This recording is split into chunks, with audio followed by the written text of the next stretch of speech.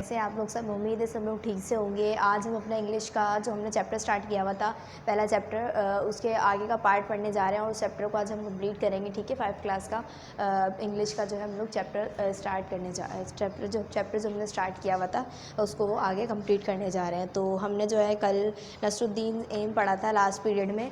ठीक है, और लास्ट पीरियड में हमने नसरुद्दीन एम पढ़ लिया था। नसरुद्दीन एम में जो है हमने पेज नंबर 8 और 9 पढ़ा था, जो कि आधा था, और इसके आगे पेज नंबर 10 और 11 थोड़ा सा रह गया था। तो आज हम वो कंप्लीट करेंगे। पेज नंबर 10 निकालने सब बच्चे शुरू का मैं पहले आप लोगों को नसरुद्दीन एम के बारे में बता दूंगी, उसके बाद पेज नंबर 10 हम स्टार्ट करेंगे। तो चैप्टर का नाम है नसरुद्दीन्स एम।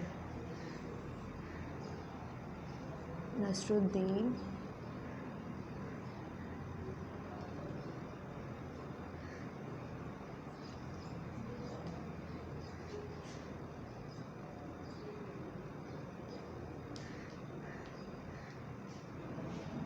नसरुद्दीन्स एम, नसरुद्दीन का इरादा या नसरुद्दीन का मकसद।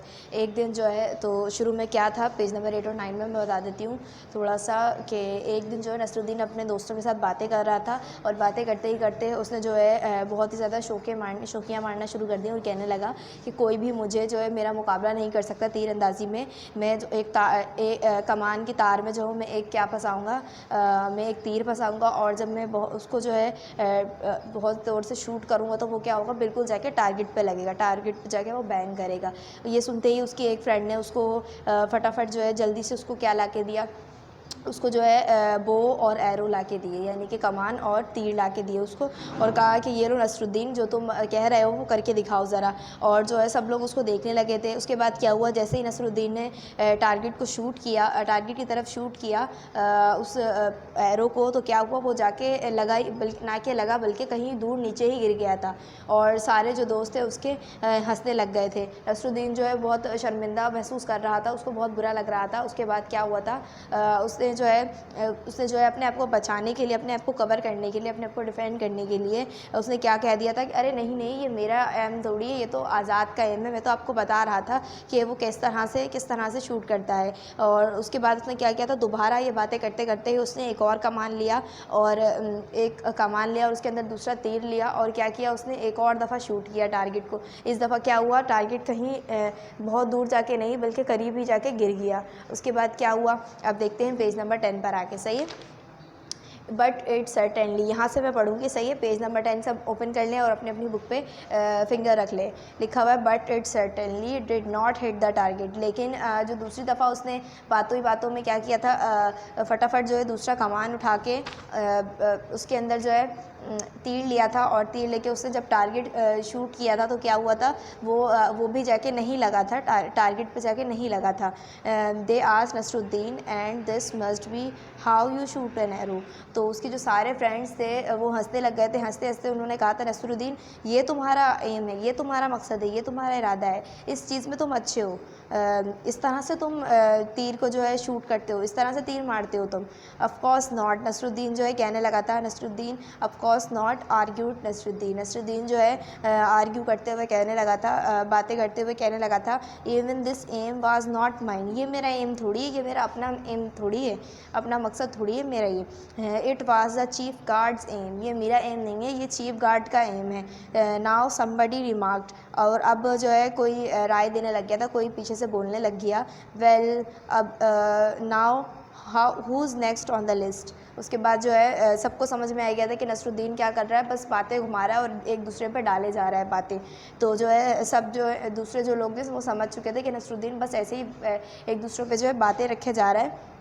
तो इसमें उन सब दोस्तों में जो है एक दोस्त ने कहा कि अब कौन है तुम्हारे लिस्ट में, अब तुम किसका नाम लोगे दूसरी दफ़ा तीसरी दफ़ा करने के बाद, जब तुमसे टारगेट पे नहीं लगेगा, उस एरो जो है वो टारगेट पे नहीं लगेगा, तब तुम अब किसका नाम लोगे।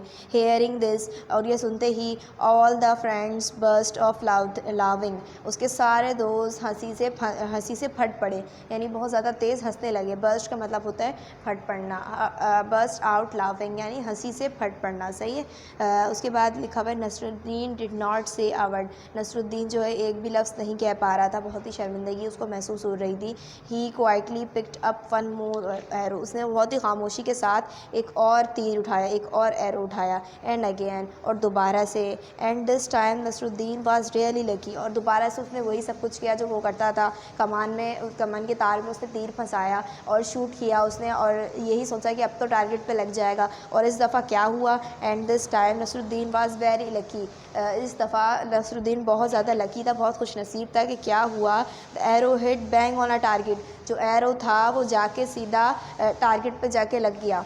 ये देखें, उसके सारे दोस्त बहुत हैरानी से देख रहे हैं उसकी तरफ। और क्या हुआ, नसरुद्दीन का जो टारगेट है वो एरो सीधा टारगेट पे जाके लग गया। यहाँ देख रहे थे ना आप लोग पेज नंबर 9 पे, टारगेट कहीं नीचे ही गिर के, टारगेट पे नहीं लग के वो जो एरो है वो कहीं नीचे ही गिर गया था। और इस दफ़ा क्या हुआ, वो सीधा वहाँ जाके लग गया जहाँ पे जिस टारगेट पे उसको लगाना, तीर को जो है फिट होना चाहिए था, वो वहीं जाके लग गया।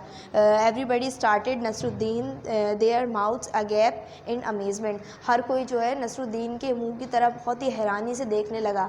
अमेजमेंट का अगैप का मतलब होता है हैरानी से, हैरान होकर। इन अमेजमेंट यानी हैरत से तकने लगा। अमेजमेंट का मतलब होता है हैरत से तकना। हर कोई जो है नसरुद्दीन के फेस की तरफ बहुत ही हैरत से तकने लगा। Before any one could say any thing. इससे पहले कि कोई कुछ भी कहता, नसरुद्दीन से ट्रम्पेंटली। नसरुद्दीन जो है बहुत ही फ़तहमंद होकर जीत गया था, क्योंकि तो उसने बहुत ही खुशी से और बहुत ही फ़ख्र से उसने क्या कहा था, डिड यू सी दैट, क्या तुम लोग ये सब देख रहे हो, दिस वाज माय एम। बहुत ही फ़ख्र से उसने कहा था कि ये मेरा मकसद है, यही मुझे आता है तीरंदाजी जिसका मैं कह रहा था। तो उसने क्या किया, बहुत ही कोशिश की, 3-4 मरतबा उसने कोशिश की। कोशिश करने वालों की कहते हैं ना कभी भी हार नहीं होती। तो वो कोशिश करता रहा और लोग उसका मजाक भी उड़ाने लगे थे। लेकिन उसने पहले क्या बात उसने गलत कर दी थी, उसने पहले ही बहुत ही ओवर कॉन्फिडेंस होकर कह दिया था कि मुझे कोई भी हरा नहीं सकता, जबकि उसको बिल्कुल भी आता ही नहीं था तीरंदाजी। तो लेकिन फिर क्या हुआ, आहिस्ता आहिस्ता वो उसने 2-3 मरतबा जो है ये किया, तीरंदाजी जो है की, आर्चरी। और वो क्या हुआ, बहुत ही अच्छा हो गया वो उसके अंदर। और आखिरी तीसरी दफ़ा में वो बिल्कुल सही लगा, सही उससे टारगेट लग गया। सही है, समझ में आ गया सबको नसरुद्दीन का क्या एम था, क्या मकसद था, और किस तरह से उसने जो है अपने एम को अचीव किया, और किस तरह से वो सबकी नज़रों में बहुत ही अच्छा बन गया। तो एक मरतबा और मैं बता देती हूँ आपको, नसरुद्दीन एक मरतबा अपने सारे दोस्तों से बात कर रहा था और वो शौकिया मारने लगा, कि कहने लगा कि मुझे तीरंदाजी में कोई नहीं हरा सकता। तो उसके ये सुनते ही उसके एक दोस्त ने उसको एरोज़ और क्या ला के दिया था, बो ला के दी थी, यानी कमान ला के दिया, और कहा चलो जो तुम कह रहे हो वो करके दिखाओ। और फिर नसरुद्दीन को जब वो दिया तो नसरुद्दीन ने क्या किया, तार में जो है उस एरो को फंसाया, और एरो को जब शूट किया तो वो टारगेट पे जाके नहीं लगा, कहीं दूर ही गिर गया था। सारे दोस्त उसके हंसने लगे थे। तो उसने अपने आप को बचाने के लिए क्या बोला, ये मेरा एम नहीं है, ये आज़ाद का एम है। और उसके बाद ये कहते कहते ही उसने एक और तीर जो है लिया और क्या किया, उसको बो में कमान में फंसाया और दोबारा से शूट किया। तो क्या हुआ, वो भी कहीं दूर ही जाके गिर गया था, थोड़ा करीब जाके गिरा था, पहले जितना दूर गिरा था उससे थोड़ा करीब जाके गिर गया था। तो उसके सारे दोस्त कहने लगे अब क्या कहोगे तुम। उसने कहा ये मेरा एम थोड़ी था, ये तो चीफ गार्ड का एम था, यानी 2 मरतबा उसने किसी और का नाम ले लिया था। तो उसके सारे दोस्तों को समझ आ गया था ये बस ऐसे ही एक दूसरे का नाम ले रहा है। तो उसके एक दोस्त ने उसको कहा कि अब किसका नाम लोगे तुम, और सारे लोग जो हैं हंसने लग गए थे। नसरुद्दीन को बहुत शर्मिंदगी हुई और उसने एक भी वर्ड नहीं कहा था। उसके बाद क्या हुआ, उसके बाद जो है अब कहने लगे तुम बहुत उसके बाद तीसरी दफ़ा भी उसने एक और मरतबा लिया और क्या किया, तीसरा एरो लेकर उसने शूट किया। फिर क्या हुआ, वो जाकर सीधा निशाने पर लग गया। नसरुद्दीन बहुत खुश हुआ और जो है उसके सारे फ्रेंड्स उसको बहुत ही हैरत के साथ देखने लगे थे। और अब नसरुद्दीन कह सकता था कि ये मेरा एम है। अच्छा, तो अब आगे इसके नीचे जो है ये चैप्टर अब ख़त्म हो चुका है। सही है, अब पेज नंबर 12 पे आ जाते हैं। हम लोगों ने 2 सवाल कर लिए थे। सही है, अब तीसरा सवाल करेंगे। रीडिंग इज़ फन का 2 सवाल मैंने आप लोग को उस वक्त करवा दिए थे क्योंकि वो इस पेजेस से रिलेटेड थे, इन 2 पेज से रिलेटेड थे, तो हमने वो सवाल उस वक्त ही कर लिया था। और आगे के 2 सवाल मैंने आप लोग को इसलिए छुड़वाए थे, तो मैंने कहा था कि आगे के जब हम 2 पेजेस पढ़ लेंगे तो उसके बाद ही 2 सवाल हम आसानी से कर सकते हैं। तो तीसरा सवाल उतार लें, रीडिंग इज़ फन का कॉपी निकालेंगे और तीसरा सवाल सब उतारेंगे। रीडिंग इज़ फन, तीसरा सवाल उतारेंगे। सही है, तीसरा सवाल में कह रहे हैं Y did Nasruddin say it was my aim the third time. Why did Nasruddin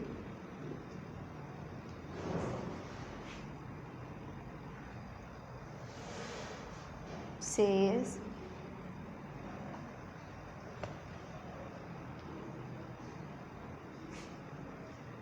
it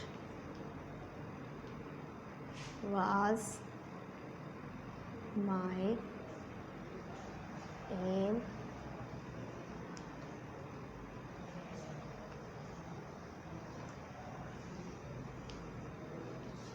the third time। तो तीसरे सवाल में पूछ रहे हैं कि नसरुद्दीन ने ऐसा क्यों कहा था कि इट वाज माय एम, कि ये मेरा एम है, ये मेरा मकसद है। तीसरी दफ़ा में उसने ये बात क्यों कही थी? तो इसका जवाब आप लोग देख सकते हैं कि उसने क्यों कहा था कि उसके बाद जब उसका टारगेट जो है सीधा टारगेट पे जाकर जब उसका लग गया था उसका एरो, तो उसने क्या कहा था? हाँ, ये मेरा एम है। उसने बहुत ही खुशी से कहा था। क्यों कहा था? क्योंकि उसका टारगेट उसका जो टारगेट था वहाँ जाके उसका एरो लग गया था। तो इसका जो हम आंसर लिखेंगे लिखेंगे नसरुद्दीन से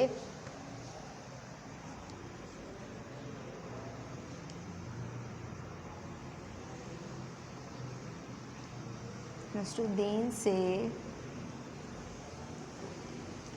says it was my aim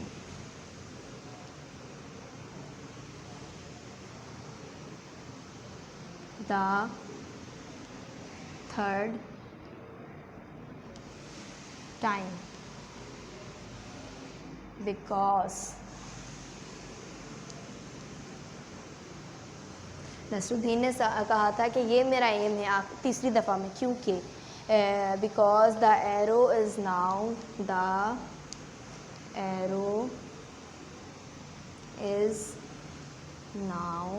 क्योंकि अब वो जो तीर था क्योंकि अब वो तीर जो है is now hit bang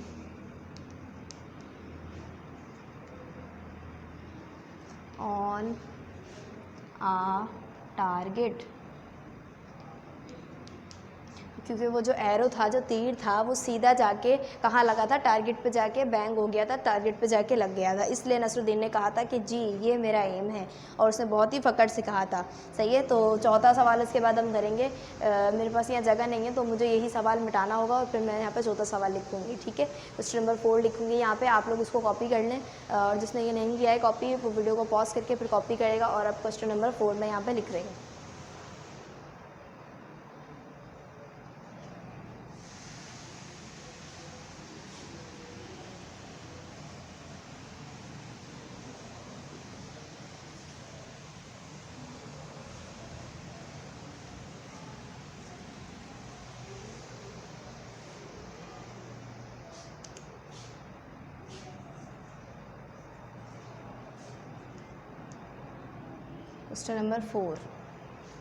question number 4 में कह रहे हैं do you think Nasruddin was good at archery? Do you think Nasruddin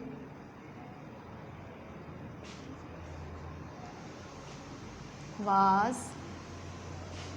good at archery?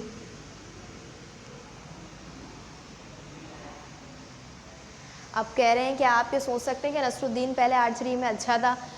तो इसका जवाब आप लोग खुद से भी लिख सकते हैं, या चाहे तो मेरा वाला आंसर कॉपी कर लीजिएगा। क्या पूछ रहे हैं कि आप लोग क्या सोच सकते हैं कि नसरुद्दीन पहले से ही गुड था, या उसने जो है कोशिश की और उसके बाद वो गुड हुआ। तो यही बात इसमें सही है चैप्टर से रिलेटेड, कि उसने जो है कोशिश की और वो कोशिश करता रहा, उसके बाद ही वो जाके तीरंदाजी में यानी आर्चरी में बहुत अच्छा हो गया था। तो इसका आंसर लिखेंगे नो, नहीं, नसरुद्दीन जो है पहले से अच्छा नहीं था, पहले से गुड नहीं था आर्चरी में। नो, नहीं, Nasruddin was not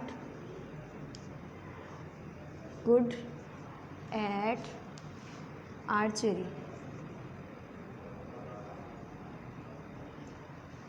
Very first. Nasruddin जो है सबसे पहले आर्चरी में गुड नहीं था, अच्छा नहीं था आर्चरी में, तीरंदाजी में। उसके बाद क्या हुआ था, बट लेकिन ही प्रैक्टिस्ड, लेकिन वो प्रैक्टिस करता रहा, कोशिश करता रहा। But he practised and make himself good at archery.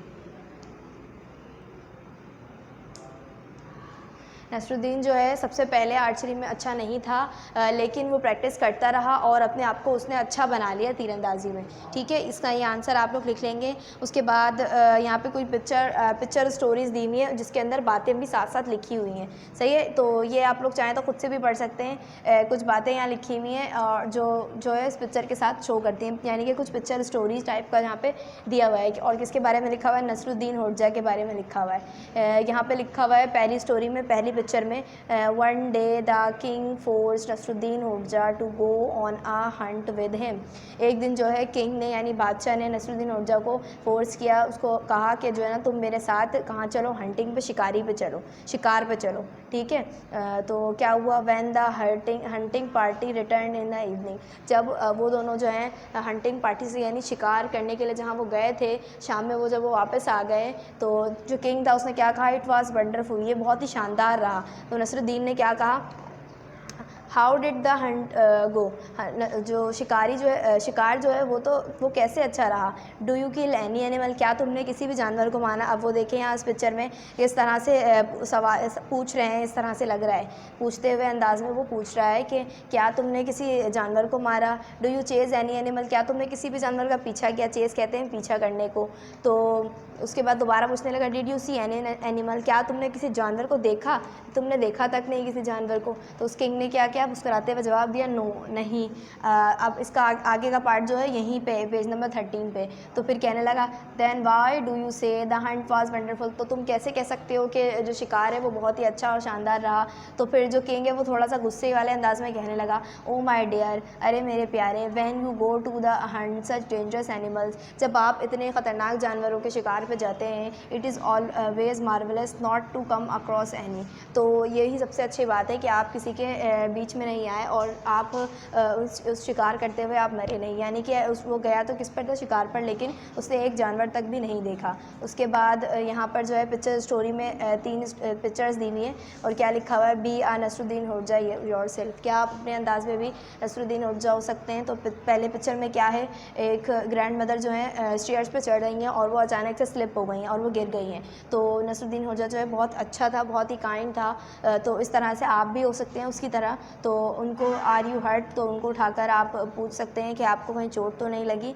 इस तरह से क्या आपने भी कभी किया है कि आपके घर में कभी कोई स्लिप हुआ हो या उसको कहीं चोट लगी हो, क्या आपने भी उसे उठा के उसकी हेल्प की और उसकी मदद की है, इसके बारे में थोड़ा सा यहाँ पे दिया हुआ था। ठीक है, आगे पेज नंबर 14 पे आ जाए, वर्ड बिल्डिंग का काम अब हम यहाँ पे समझेंगे थोड़ा सा। जिसने ये कॉपी नहीं किया है वो फटाफट इसको कॉपी कर ले। सही है, अब मैं इसको रब कर रही हूँ।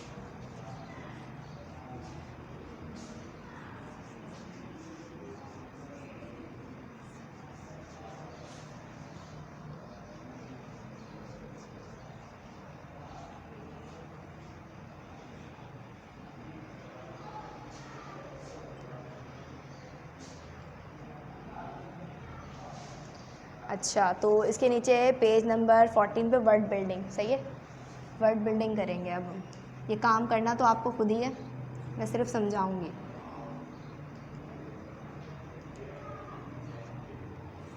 पेज नंबर 14 का काम है, सही है। पेज नंबर 14 पे जो है यहाँ पे कुछ एरोज़ दिए हुए और एक सर्कल में हमारे पास लफ्ज़ दिए हुए हैं, सही है। तो आप लोगों को जो है सिंपली क्या करना है, इनको मिलाना है। Shoot the arrow and hit the target by matching the word with their correct meanings. इस एरो को जो शूट करना है और टारगेट पे जाके हिट करना है, टारगेट पे मारना है वो जो सही यहाँ पर लफ्ज़ हो, सही है। तो पहला लफ्ज़ जो है एरो में लिखा हुआ है चैटिंग। चैटिंग कहते हैं गपशप करने को, कोई भी बात करने को। तो यहाँ पर सारे जो यहाँ पे लफ्ज़ दिए हुए उसके अंदर देखेंगे बात करने से बात कहाँ लिखी हुई है। अब यहाँ लिखा हुआ है सबसे पहले में shooting with a bow and arrow, यानी कि तीर से और कमान से जो है शूट करना, तो ये तो नहीं है चैटिंग। तो यहाँ नीचे क्या लिखा हुआ है इनफॉर्मल टॉक, यानी कि कुछ ज़रूरी बातें करना, तो उसको कह सकते हैं चैटिंग, जी बिल्कुल कह सकते हैं। तो चैटिंग वाले एरो को किससे मिलाना है, इनफॉर्मल टॉक के जो है बॉक्स से, सर्कल से मिलाना है। उसके नीचे लिखा हुआ अमेजमेंट, यानी हैरानी से या सरप्राइज़ होकर बहुत ही हैरानी से देखना। तो इसके नीचे यहाँ पे दो तो हमने देख लिए, अब तीसरा में लिखा हुआ है प्रोटेक्टिंग फ्रॉम अटैक, यानी कि किसी अटैक से बचना। और इसके नीचे क्या लिखा हुआ है ग्रेटली सरप्राइज़, यानी बहुत हैरान हो जाना। तो अमेजमेंट का क्या हो सकता है यहाँ पर, ग्रेटली सरप्राइज़ हो सकता है सर्कल में जो लिखा हुआ है। आगे थर्ड में लिखा हुआ है आर्चरी, यानी कि तीरंदाजी। तीरंदाजी किसको कहते हैं, तो यहाँ लिखा हुआ है हैप्पी एंड प्राउड, ये नहीं है। The goal intended to be hit, ये भी नहीं है, टारगेट है ये। और इसमें क्या सबसे ऊपर लिखा हुआ था shooting with the bow and arrow, यानी कि तीर और कमान का जो है काम क्या कहलाता है, तीरंदाजी कहलाता है, आर्चरी कहलाता है। इसके बाद लिखा हुआ है डिफेंडिंग, एक तीर पे। तो इसका ये सर्कल है जो यहाँ पर प्रोटेक्टिंग फ्रॉम अटैक, यानी कि किसी कोई जो है हमें बुरा बोलने लगे उससे अपने आप को बचाने के लिए हम क्या इस्तेमाल करते हैं, लफ्ज़ डिफेंडिंग का, ठीक है। इसके बाद नीचे लिखा हुआ है टारगेट। टारगेट कहते हैं the goal intended to be hit, यानी ऐसा गोल जहाँ जिस जगह पर हम हिट करना चाहें, सही है। और आगे लिखा हुआ है ट्रूफेंटली। ट्रूफेंटली कहते हैं हैप्पी एंड प्राउड, यानी कि बहुत खुशी और फ़ख्र से। जब नसरुद्दीन बता रहा था अपने बारे में तो उसने किस तरह कहा था, ट्रूफेंटली सैड कहा था उसने, बहुत ही फ़ख्र से अपने बारे में उसने बताया था, सही है। यहाँ तक का काम सब लोग कर लेंगे और होमवर्क में आप लोगों को ये भी करना है। और इसके अलावा क्या करना है, जो मैंने चैप्टर पढ़ा है आगे के उसके 2 पेजेस उसको रीड आउट करना है, सही है। और 5 ब्लैंक्स इसमें से बनाने की कोशिश करनी है। 5 ब्लैंक्स का तरीका मैंने आप लोग को पहले भी बता दिया था। होमवर्क में आपको क्या करना है, 5 ब्लैंक्स इसमें से बनाने की कोशिश करनी है आगे के पेज में से। Make 5 blanks in page number 10 and 11। Blanks बनाने का तरीका सबको आ गया है, सही है। कि एक जुमला ऐसा लेना है जिसके अंदर से एक वर्ड जो चैप्टर से रिलेटेड हो वो उसमें से ब्लैंक करके उसके अंदर फिल करना है और क्या बन जाएगा, इसमें से ब्लैंक बन जाएगा। बहुत ही आसानी से इसके अंदर से इन 2 पेजेस में से आराम से आपके 5 ब्लैंक्स निकल सकते हैं, ठीक है। यही आप लोगों का होमवर्क है। अल्लाह हाफ़िज़।